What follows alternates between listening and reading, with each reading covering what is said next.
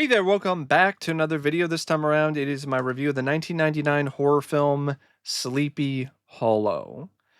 Now, for the most part, I think Sleepy Hollow is a great film, uh, but there are some issues that I do have with it, but they're nothing that substantial. And I definitely do feel that Sleepy Hollow is one of the last great films that Tim Burton directed. And I do agree with a lot of people's feelings on it as it being a gem. Now, before I get around to sharing more of my thoughts on Sleepy Hollow, I would like to give a special shout out to Sean for requesting yet another review. And if there's another film, TV show, or topic that you would like to see me discuss in the future, feel free to donate to either my PayPal or to my Patreon. Link to both is in the video description down below, and I will try to get your request as soon as I possibly can.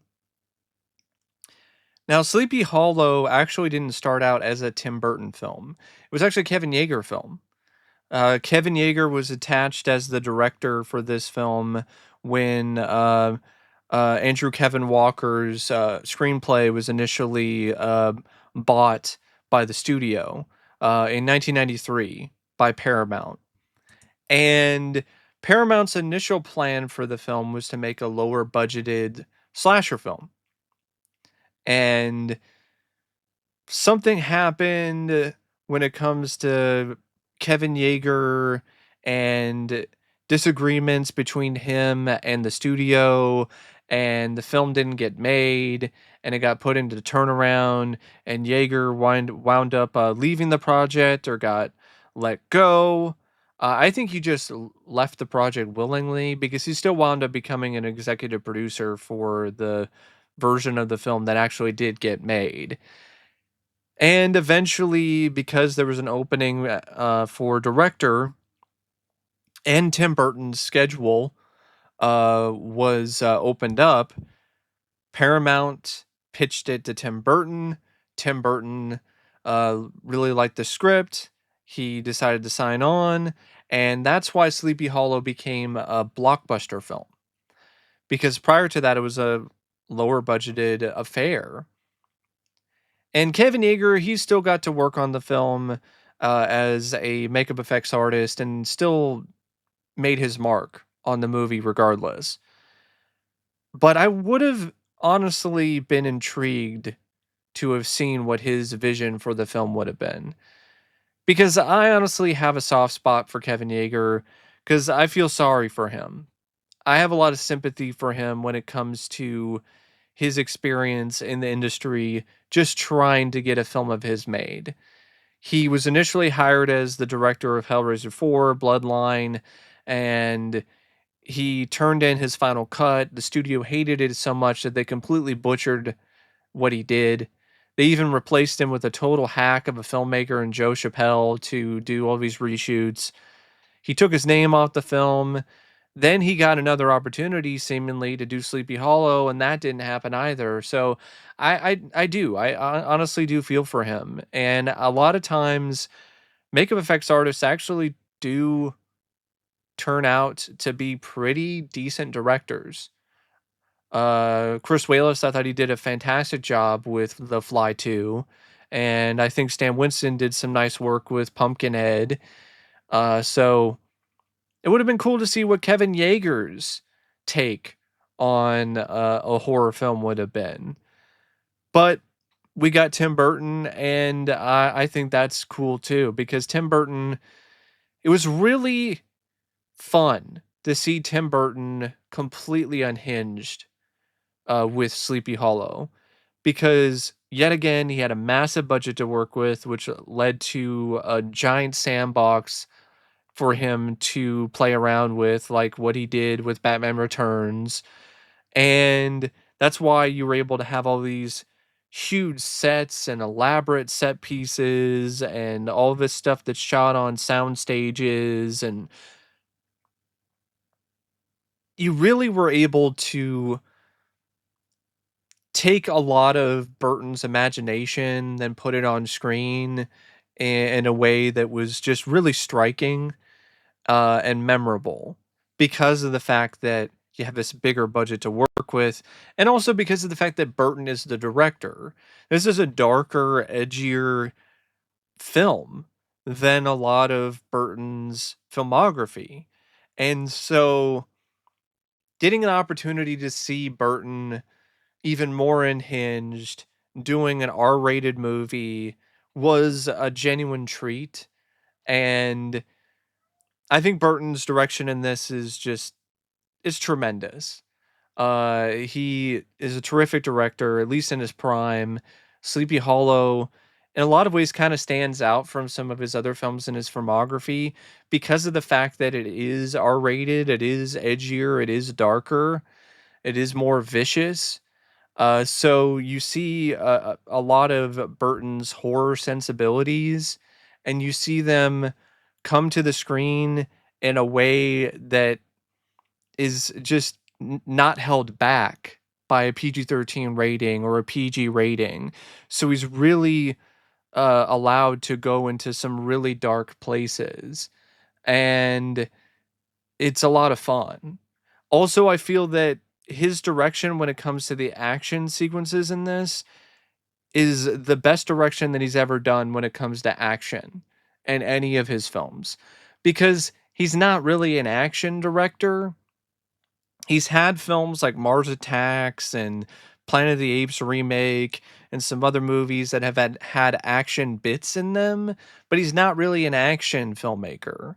But here, the chases with the horse and carriage, or the horsemen on horseback chasing after Ichabod, or the various different sequences involving the horsemen, um, uh, getting involved in combat or cutting people's heads off. It just showcases a side of Burton when it comes to his direction that you didn't see as often. And I know, yeah, there were some stuff in the Batman films too, to be fair, in terms of action. But even then, like, a lot of the action in those films wasn't necessarily as consistently thrilling as what you get in Sleepy Hollow. I think having somebody like Ray Park play the Horseman was definitely a huge advantage. And it wasn't just that though, because I think Burton at this point in his career, like, he had become even more of a seasoned vet of a filmmaker. And I think he had developed some more tricks up his sleeve, so to speak, and he was able to showcase those when it comes to the action set pieces in Sleepy Hollow, and just throughout the film in general. Like, it really is a nice looking film. I love how Burton handles the pans and the zooms and the wide shots and the different camera angles, and how it just really emphasizes the creepier elements of the film, but also isn't afraid to have some moments of levity, with Johnny Depp and his fainting spells and him being a little bit more of a scaredy cat. And it still has that signature typical Burton style to it, but with a hammer flair, which was something that was really awesome to see, and that was intentional because Burton was a big fan of Hammer horror and Mario Bava, and so there's a lot of Bava stuff in here as well as, Hammer influence. And you can definitely see that when it comes to the way that it's shot and the way that Burton handles the more atmospheric, moody scenes in the film. So this is Burton at his best, if you ask me. Uh, the tonal look of the film in terms of the visual style is, for the most part, pretty consistent, except for maybe one or two moments where I think he went a little bit too Burton. But other than those moments, the style just, it really does fit the film well. And yeah, it absolutely features some of Burton's best work as a director, and I think it is to this day his last great film, when it comes to his direction and just in general. Like, he's done some other films after this that weren't that bad and were serviceable or were decent, but but nothing on the caliber or on the same level as Sleepy Hollow. Now, the screenplay by Andrew Kevin Walker, I know it gets a lot of criticisms because it's not exactly like the story. That's why I love it. It was really nice to see a tale based around the Headless Horseman that wasn't the same story we've seen already a million times before. Because this was a story that was adapted countless times prior to Sleepy Hollow. So it was really refreshing to see a Sleepy Hollow tale, but it's not following the exact same template. It's trying to tell its own story that's inspired by Sleepy Hollow. I like the way that Ichabod is written in this. I know a lot of people don't like it. I love it. I love the fact that Ichabod is still a little scaredy cat. He still is very much a tight ass, but he's an investigator. He's a little bit like Sherlock Holmes. I like that a lot. It's like a horror Sherlock Holmes. That's cool. And I love Sherlock Holmes. So I think that's a nice twist on things. I like the fact that it's more violent. I like the fact that there is a higher body count. I like the fact that it's much more focused on the horror than it is some of the other elements. I like the fact that it also has some elements of the script that provide some twists and turns that you might not necessarily expect. And that also ties into the whole mystery angle of things. And I think the characters are a little bit more fleshed out as well in comparison to the original story, especially Ichabod Crane and Katrina Van Tassel. Um, I would say Brom Van Brunt is pretty much the same as he was in any of the other incarnations.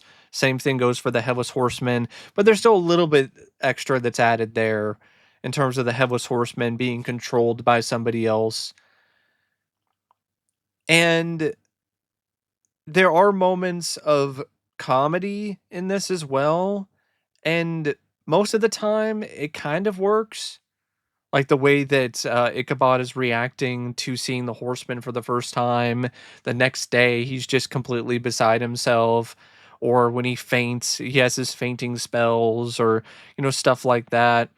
Or some improvised dialogue from certain characters, like Miranda Richardson's character, Mary Van Tassel, who says that line, "Watch your heads," like stuff like that. I really like that touch. So it's not super grim, dark, and dull. So there's still these moments of levity and that kind of break up the darkness. But when it goes dark, it's not afraid to go there. I mean, people are getting their heads cut off right and left. It's bloody. It's pretty violent. Even the backstory for Ichabod is another thing I really liked, is pretty intense in terms of what happened to his mother and why he has these strange scars on his hands. So there's a lot of things about the script that I love. Uh, the love story, it's just there for me between Ichabod and Katrina. I honestly think there could have been another scene or two to really show them falling for each other in a much more clear and strong fashion. But the way that it's set up in the film is still okay. Um, I like the twist involving Lady Van Tassel. When I first saw the film, I honestly didn't see it coming. I thought it was just going to be Baltus or it was going to be the priest. I mean, the Reverend was played by Jeffrey Jones, so it's like that guy's a creep in real life. So it makes sense that he would be the guy who's trying to kill everybody and controlling the horsemen. Um, so I did like that aspect of it. I like the whole witchcraft angle. I didn't really care for some of the stuff involving the witchcraft stuff though, because I felt like it made Ichabod look a little bit too foolish, especially with him just assuming that Katrina was doing the evil eye. He had this book that she gave him that gives all this information about the spells, and he doesn't honestly consider looking at it until he's already leaving the down. It was like, yeah, it's a little bit lame when it comes to the script, I have to be honest, to try to have this whole third act bit where she hates him and he doesn't trust her and he decides to leave Sleepy Hollow, and then he's like, "Oh no, I was wrong." It's like, okay, I see what the writer's trying to do there, but that was pretty bad. And speaking of bad,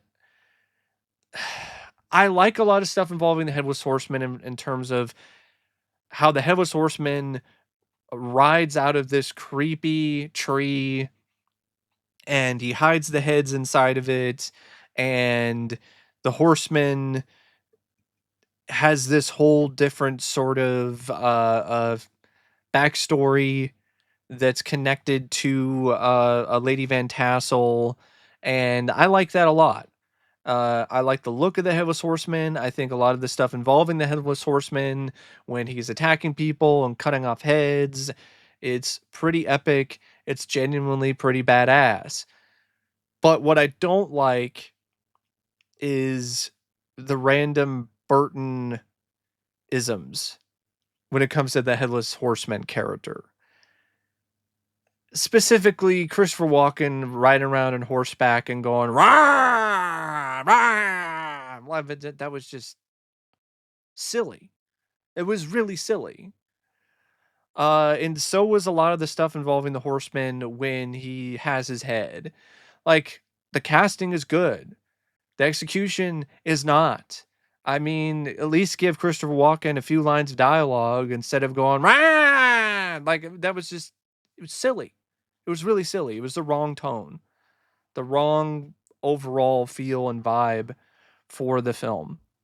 Um, and there's a couple other moments like that where it's a little bit too silly too, like the stuff with the witch, where she has that moment where she is possessed by some kind of evil spirit and then her eyes pop out and look like something out of Beetlejuice and didn't really fit for the tone of Sleepy Hollow.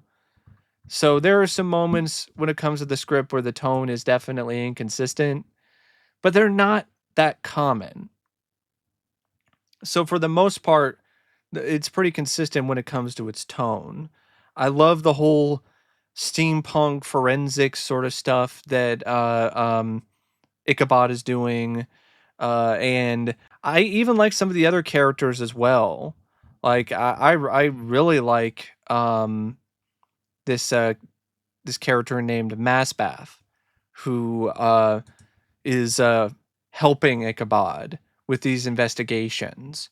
I think that character was pretty well written, and I like the ending. I like how the horseman gets his head back, and gets his revenge over Lady Van Tassel, and essentially takes her back to hell with him. I like the ending of the film. It's surprisingly a happy ending despite the darker tone for the film. So that was nice. That definitely does help when it comes to the rewatchability factor of the movie. And yeah, overall, I do. I feel the screenplay, it's uh for the most part pretty great. There's just a few little moments where the horseman is kind of stumbling a little bit, or the tone is a bit off, or there's a couple bits with the writing that's a bit kind of dumb. But other than that, like, I don't really have any major issues with it. I mean, it even has moments where you have like an explosive sequence where a 60-foot tall windmill explodes. So I mean, there's a lot about it to like, and it's definitely got this epic feel to it. It's like a big budget Hammer film, and that's really cool. Now, I honestly feel the cast is pretty terrific. Johnny Depp as Ichabod Crane. I know that's kind of a role that has some people on the fence about it because it's not like the short story, and he's a good-looking guy and everything. He wanted to be uglier in makeup, but the studio wasn't gonna have any of that, and I'm glad because it helps his performance, his take on Ichabod stand out more, and I think he still ultimately, at the end of the day, did a really excellent job with the performance and playing the role that he was given, which was a different take on the character. He's an underrated physical comedian, and so you get a lot of that in this, which definitely comes from him studying Chaplin and other silent movie actors. And he's got that charisma, he's got that charm. And so it was cool to see Ichabod not be a complete and total loser. That's everything that I really liked about this story and this take on Sleepy Hollow. Because the short story, he's a loser. Like it's not he doesn't become a hero. So I like the more heroic take on the character. And Depp, though, isn't afraid to show moments where this character is very vulnerable. You know, he's getting sick to his stomach. He's afraid of spiders. You know, he's fainting. He's having all this other stuff. So it's not like he's just easily figuring out this mystery, easily defeating the horsemen. There's a lot of stuff that goes on with Ichabod where he struggles. And so I think that Depp really did exemplify everything that you wanted out of this particular portrayal of the character, and then some. It's one of my favorite performances from Depp as Ichabod. Now, Christina Ricci, she's fine too, but I agree with her description of the character. It's a very princessy character, one-sided. There isn't much emotional depth. She's right, but for what she was asked to do, she did a great job with it. And I felt that she had some really good chemistry with Johnny Depp. Their scenes together were quite good.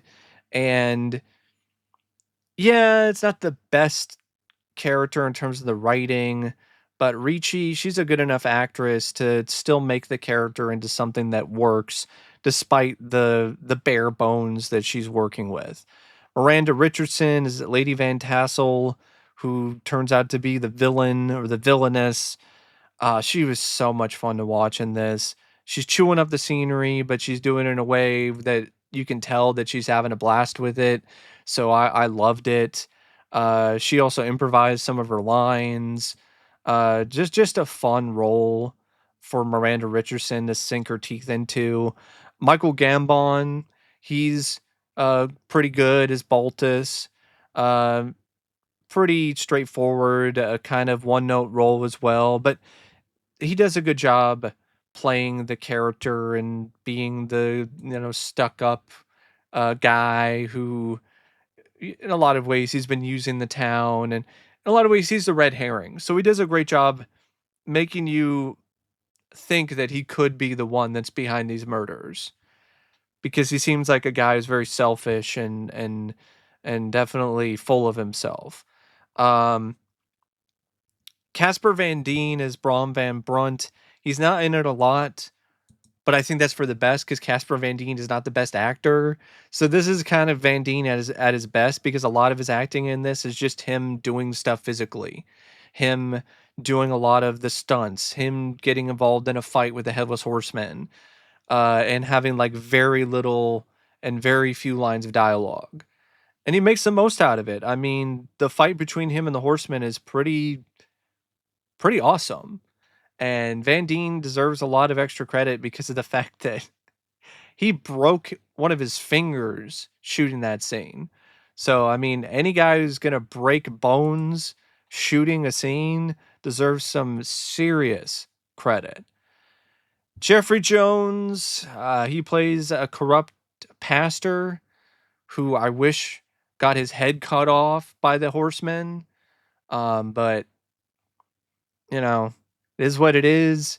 He played a good, slimy character, but when you know about Jeffrey Jones and who he really is, this isn't acting. He is a slime ball. Uh, you also have some other like supporting cast roles I want to mention that I liked. Christopher Lee, who played the burgomaster. Richard Griffiths as the magistrate, Ian McDiarmid, the Emperor from Star Wars, Emperor Palpatine himself is the doctor, the town doctor, Dr. Thomas Lancaster. Michael Gough, who was Alfred in Burton's Batman films, he's in this as the notary James Hardenbrook, and he actually came out of retirement to play that role. And I think it's one of his last roles that he did. Did a great job. Um, Marc Pickering as young Massbath. I thought he did a pretty decent job with his role. Kind of a one note role too, but I felt that he had good chemistry with Johnny Depp. I don't know why I can't say Depp today. I guess I'm out of my depth. But yeah, I did feel that the actor did a good job for a younger actor, younger performer. It also helps that, man, he looks exactly like I did when I was that age. Like, I'm like, holy shit, it's me.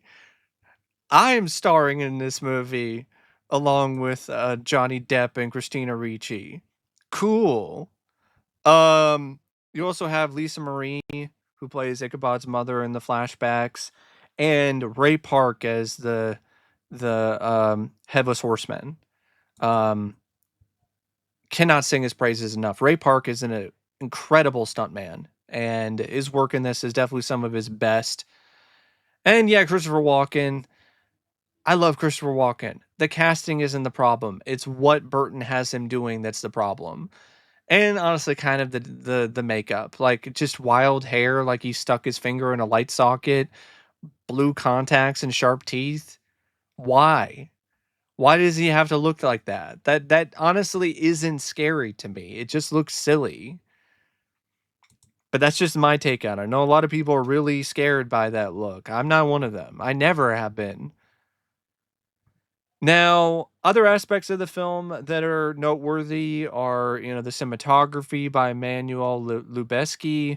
It's just a really gothically gorgeous film to look at when it comes to just the way that it's shot, the way that this cinematographer and Burton worked together to shoot these sets is just really something special. And I feel the editing by Chris Levinson is also really good, especially when it comes to the scenes where the horseman is stalking his victims. One sequence in particular, when he goes after this couple and there's a kid who's hiding under the floorboards, and the horseman takes out the father and then takes out the mother, cuts her head off, and then her head is rolling on the floorboards, and her eyes are looking down at the kid while he's hiding under the floorboards. That is a masterclass in editing when it comes to the way that that sequence is set up. And there's a lot of other moments like that throughout the film that feature some really excellent editing by Chris Levinson. And Danny Elfman's score is just stupendous. Yet again, he knocked it out of the park here. This is one of his more thrilling scores. Like, it's a very thrilling score that really gets your pulse pounding, really exemplifies the film when it comes to its thrilling nature. It's a rollicking romp of a movie in a multitude of different ways. And Elfman's score is a big part of that. Like its epicness, a lot of it's attributed to Elfman and how he just elevates the scenes in the film. And the horseman, when it comes to him just being this incredibly intimidating figure when he's not growling, but when it's just he's got this just a headless horseman. And it's Ray Park in the costume, and he's just slicing heads off. Like the way that Elfman handles the music in those scenes is just honestly pure perfection for what you're looking for and what you want out of those kind of sequences. And yeah, the suspense moments are all the more suspenseful because Elfman's score, the emotional moments, they have much more moments where the emotions surge and soar because of Elfman's involvement. So yeah, this is one of Elfman's best scores as well. And I gotta give Kevin Yeager another shout out for his makeup effects work for the Horsemen, and his victims, the scenes where the horseman's cutting heads off and stuff like that, but also for ILM, Industrial Light and Magic, for their visual effects work in the movie. Like the Headless Horseman, I think a lot of it they did some digital stuff, and yeah, there's some CGI that's a bit dated, but it's not in it a ton. And I think the CGI that you do see has aged pretty well, except for maybe like one or two scenes. So yeah, I mean, I think this film is a thrill. It's a lot of fun, and it's definitely a great pick for the Halloween season or any season, to be honest, any time of the year. Um, so that's my thoughts and my review of Sleepy Hollow. And until next time, I'll see you later. See ya.